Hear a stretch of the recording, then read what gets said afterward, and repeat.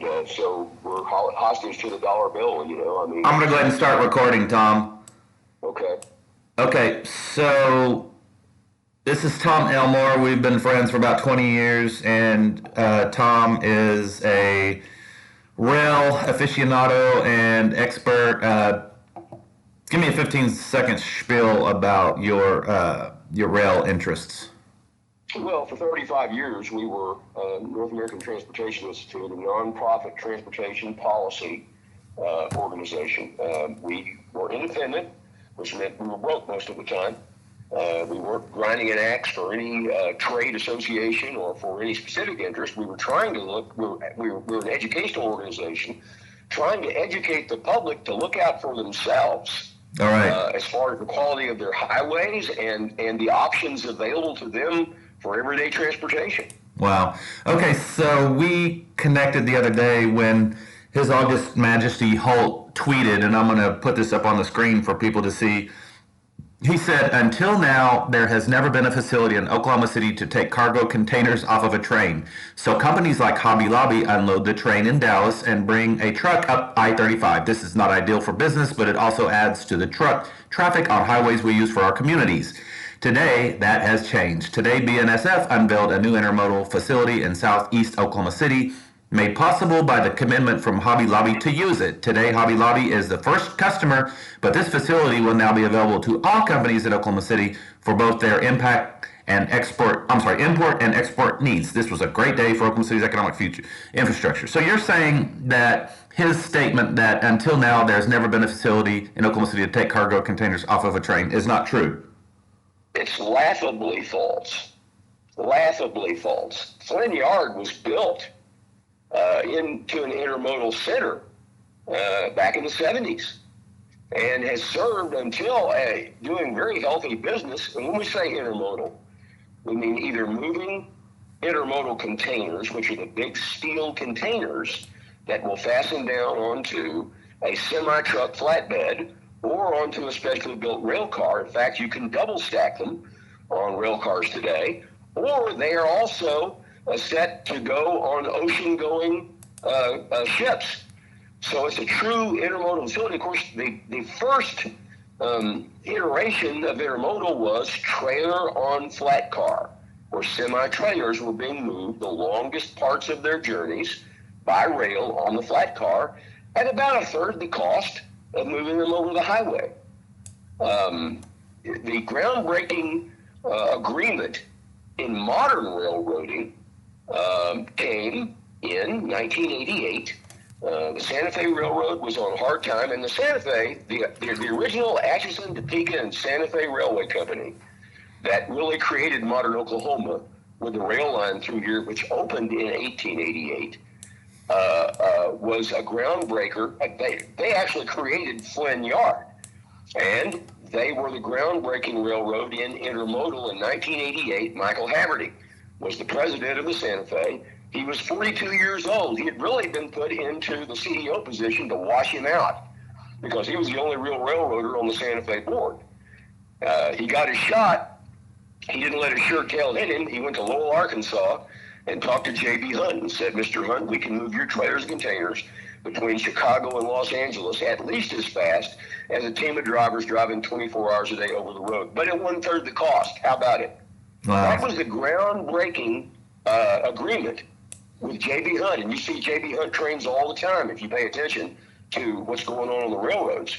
Then, though, other common carriers like Swift and so on joined in.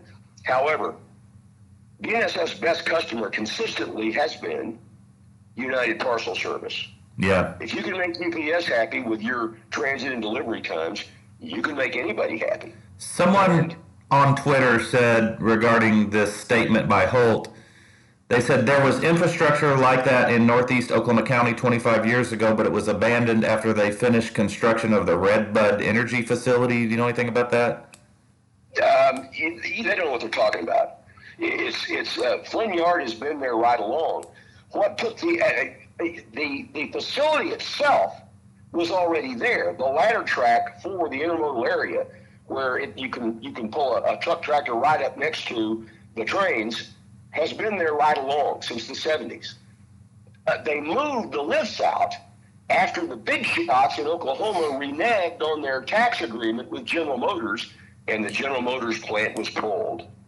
That's when we lost our original big-time, high-volume intermodal center at Flynn Yard. But Flynn Yard has always been an intermodal center. Anybody who knows anything about local railroading knows that. And the bottom line here is Hobby Lobby demanded intermodal. A lot of the big corporations who have had their own trucking organizations for a long time are beginning to see the writing on the wall about highway quality. Right. Our highways all across this country are beaten to a pulp because of the crush of heavy truck traffic. These roads were never meant to handle the volumes that they're handling.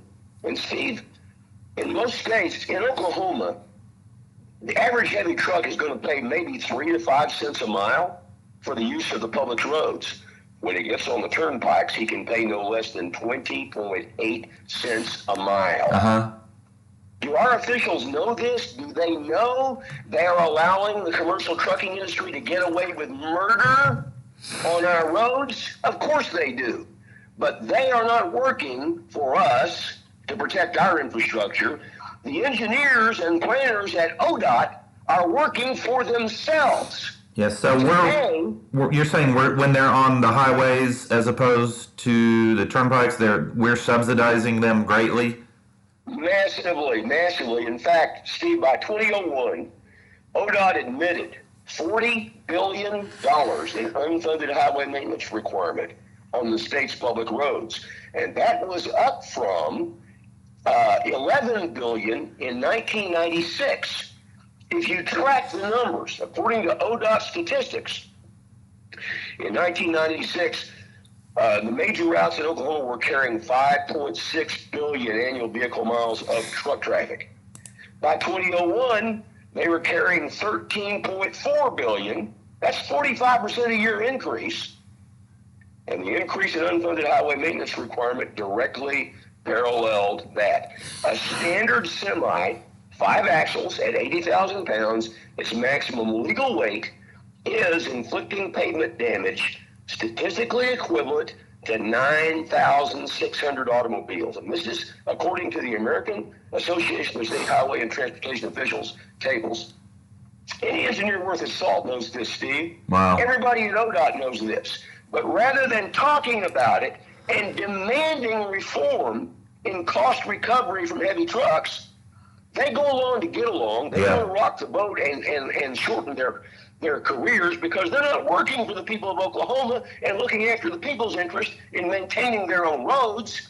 They're working on their own careers. And today, guys like David Streb, John Bowman, Joe E. Kelly, the very people who destroyed the Oklahoma City Union Station Rail Center to relocate I-40 8 blocks south, where are they today? Well, they work for and hover around the Oklahoma Turnpike Authority. Okay, so that right there I was wanting to get to that because of your email that I've referenced about 1,000 times over the last 17 years. Right. It says, Tom Elmore note, hi folks, you may remember the incident a couple years back when I stopped by the Oklahoma City Mayor's office after Cornette announced his support for transit development to ask if this meant they were ready to help us save the Union Station rail yard. And when you say Union Station rail yard, you mean, the functionality of the Union Station. Cornette assistant David Holt met me in the foyer and there proceeded to tell me, you're so far behind the times, you don't even know that in a couple weeks we'll be destroying that old rail yard and then we won't have to listen to you complain about it anymore. I answered that others had tried to destroy the rail yard and had been stopped and that we would do all possible to stop Holt and Cornette from doing it, too. He said, in effect, that if I tried that, he'd have 1,000 cops he'd sick on me. And so this is funny because when I got my friend Matthew to file to run against Holt, I got a message from an ex-cop saying that Holt had gotten overtime approved for OKCPD to sit outside his house until the election. So he is trying to make it look like we're a threat, kind of like he was trying to make it look like you were a threat 17 years ago. That's sick. So can you talk about that moment? Well, he had just apparently come on as the mayor's assistant. I'd gotten along great with. I always had a very productive relationship with him, and I read that morning in the paper that Mayor Cornett had said that he now was going to change direction and support transit. And I dropped by the office, and rather than seeing the mayor, Mr. Holt met me in the public lobby of the mayor's office, told me I was stupid and behind the times, and I didn't know they were going to be down there in a little bit tearing up that old eyesore, and they weren't going to have to listen to me caterwaul about it anymore. And I said, well, others have made the threat. We stopped them. We'll do everything we can to stop you. Oh, are you going to do a little civil disobedience? I got 1,000 cops I'll stick on you. Well, I called his hand on it. I called the media.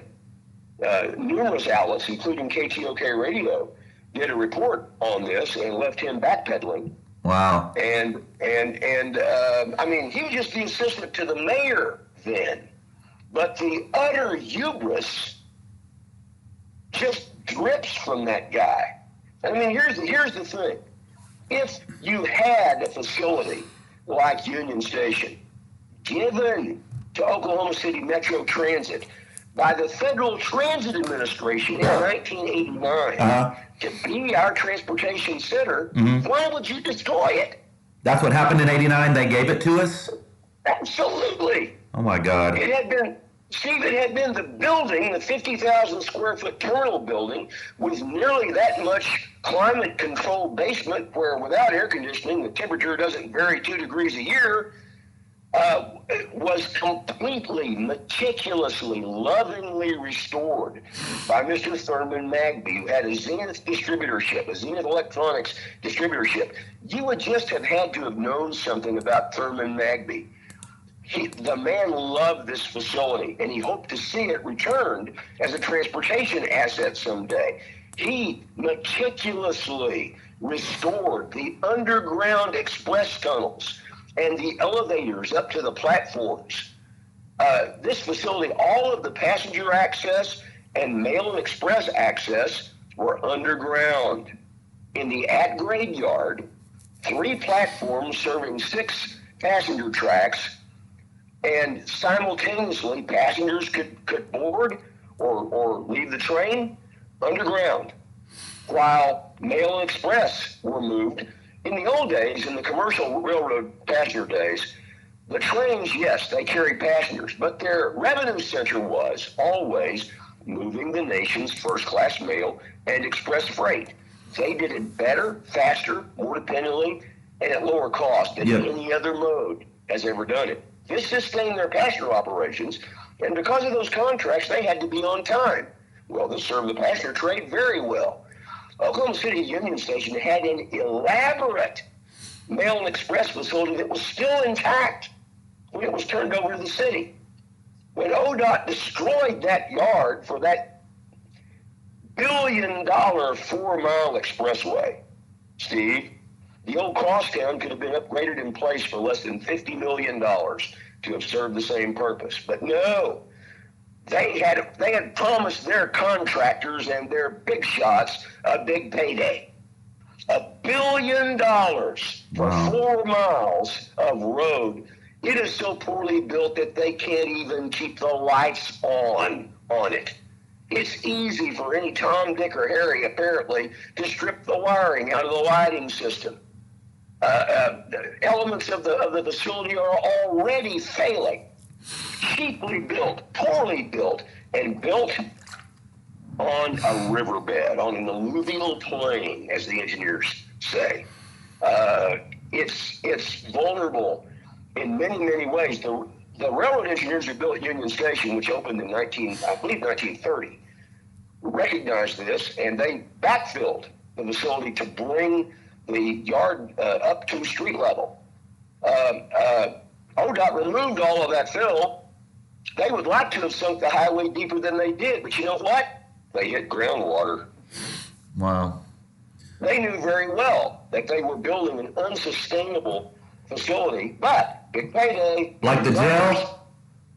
Absolutely like the jail. The same people, the same philosophy, the same outcome. Why did the feds give it to the city? To be our transit center. It was given to the city by the Federal Transit Administration. To be a transit center. Because it was there, and it was the confluence of commercial rail lines as well as a strategic confluence of the 900-mile state of Oklahoma-owned railway network, which was, the first part of that was acquired in 1981 when the Rock Island went down. The state of Oklahoma owned the former Rock Island line, the Choctaw Route as it was called, from Texola at the western border to Howe at the eastern border. That line originally allowed Oklahomans to travel directly to Los Angeles, California from Oklahoma City. Wow. The state also up until when? The South Rock Island line, the Twin Star line. It was operated under lease by the Union Pacific Railroad Corporation, and other segments of the rest of the network were operated by other short line operators. Steve, it always more than paid for its maintenance, something no highway ODOT has ever done. Why didn't the feds intervene? Get rid of it. Why didn't the feds intervene when they decided to destroy it? Well, it's greed and hubris. In 1988, as you may recall, or I'm sorry, holy cow, I'm thinking way behind myself here. Actually, June 2008, we received a ruling from the Federal Surface Transportation Board preventing the abandonment of the key rail line through that facility, the former Briscoe Burlington Northern line, which actually extends from Altus, actually from Quanah, Texas, all the way up to St. Louis, via Tulsa, running very near Tinker Air Force Base. We had a direct rail line to the south entry of Will Rogers World Airport. What? Been operating, you could have been operating a circulating bus between the rail stop at Meridian and Highway 152. That line parallels the old route of Highway 152. You could have been operating a circulating bus from a rail stop there, and you wouldn't have had to even build anything. Wow. But a little further west, there was a rail spur that went directly into the Mike Monroney Center. Wow. This is what these people destroyed. Moreover, the news article would seem to indicate that suddenly Oklahoma City leadership is all for intermodal rail traffic that takes trucks off of highways. So this sounds like destroying the 40th best arena in the world and bulldozing another to build a new one. Is this the same kind of thing? Absolutely.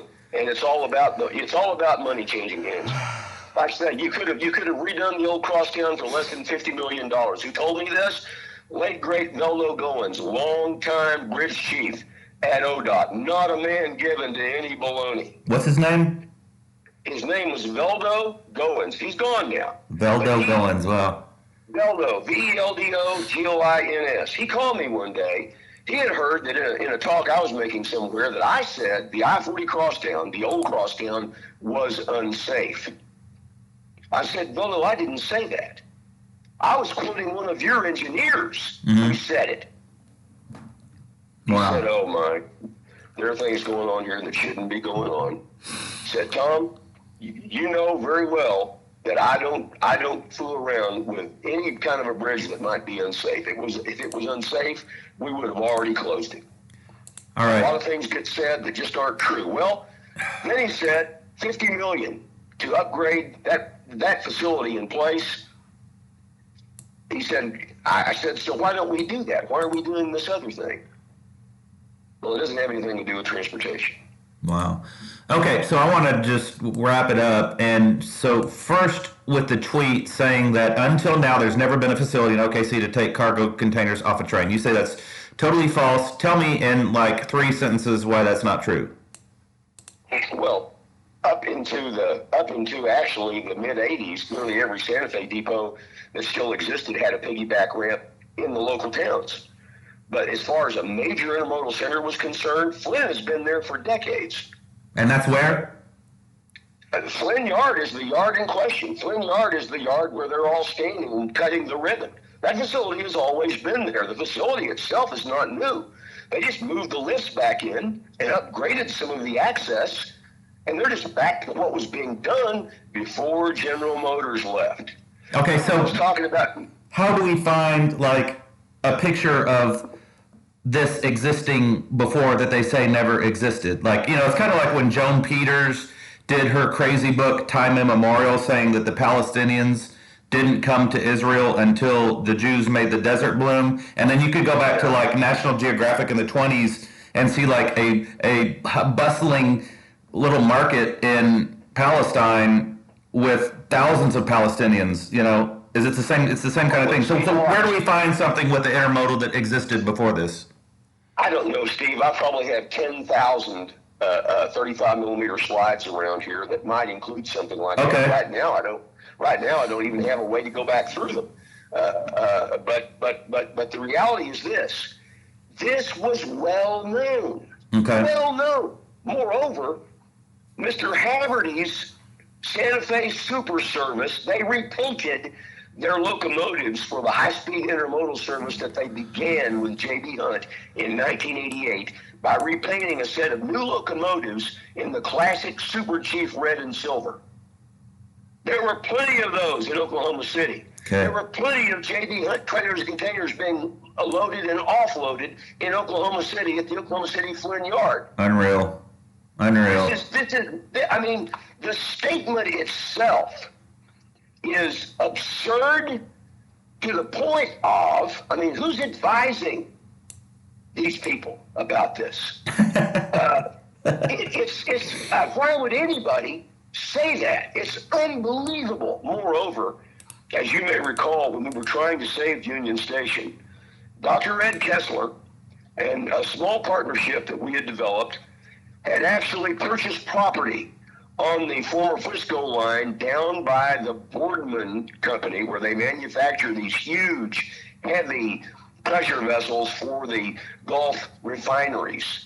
180 or more feet long, 300,000 pounds, perfect to be moved on rail. City of Oklahoma City pulled the rail line up, and they said they wanted to make it a pedestrian trail. Wow. This was the line that went directly from Union Station, near downtown, directly to the south portal of Will Rogers World Airport. Wow. Well, it's still lying fallow. There's not anything on it except the big pressure vessels from Boardman waiting to be shipped out over Oklahoma City's roads and streets using trucks. This is not the work of people who are trying to protect the public's roads from misuse. This is the work of people who are trying to keep the highway contractors in business at a very high level. That's unbelievable. And it is a betrayal. It is a betrayal. I mean, the thing of it is, Steve, they ran off Producers Co-op Oil Mill. They ran off Mid-States Lumber. These were rail-dependent industries. They lied about it before the Federal Surface Transportation Board in Washington, D.C. We proved that they lied about it and voided their application to abandon in June of 2008. Then the great Jim Inhofe came around behind us, working under the baseboards in the back rooms in the dark of night, threatening the STB commissioners until they reversed their decision. How can you reverse a decision that shows these guys were lying? It says right here on the application, the standard application to abandon before the Surface Transportation Board, if you misrepresent anything here, you may consider this application void ab initio. That was the ruling. You lied. You had customers on this line that needed rail service, and you claimed you didn't. How were they covering that? They set up a remote railhead and were trucking loads for those two businesses from the remote railhead. So this is like IM pay. This is like IM pay for transit, basically. Exactly. They ran Producers Co-op Oil Mill, a company that had been there for 50 years, tax-paying, salary-paying company. They ran them off and ran them out of business. They ran off Mid-States Lumber Company. And what are they going to replace it with? Neon line play pretties that will never be anything but a drag on tax dollars.